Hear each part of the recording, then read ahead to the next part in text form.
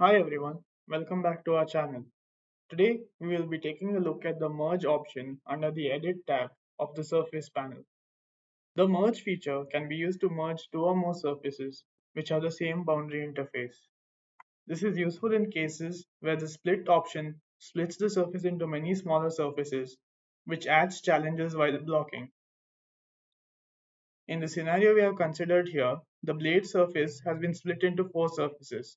This makes the topology building phase more complicated by leading to mildly severe singularities at the surface intersections, which would then require internal surfaces to be created at each surface intersection. Additionally, since GridPro moves blocks while smoothing, these split surfaces could limit the movement of blocks and hence the smoothing of the mesh.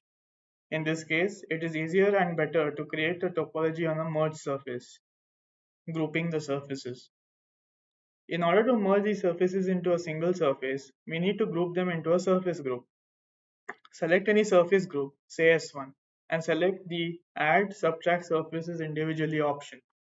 Left click on the surfaces to be merged. They change color upon being added to the surface group. Merging the surfaces. Click on the Merge option of the Edit tab under the Surface panel. Here, we get an option to select the surface group in the Select Surfaces drop-down. Select the surface group in which all the surfaces to be grouped are present. Now click on Browse and enter a name to be given to the new merged surface. Click on Merge. Clicking on Merge merges the surfaces into one single surface, which can now be used in the topology building phase. This brings us to the end of today's video. Thank you for watching. If you like this video, leave us a like and subscribe to our channel for new videos.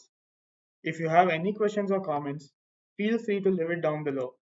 Follow us on our social media pages. Links are posted in the description.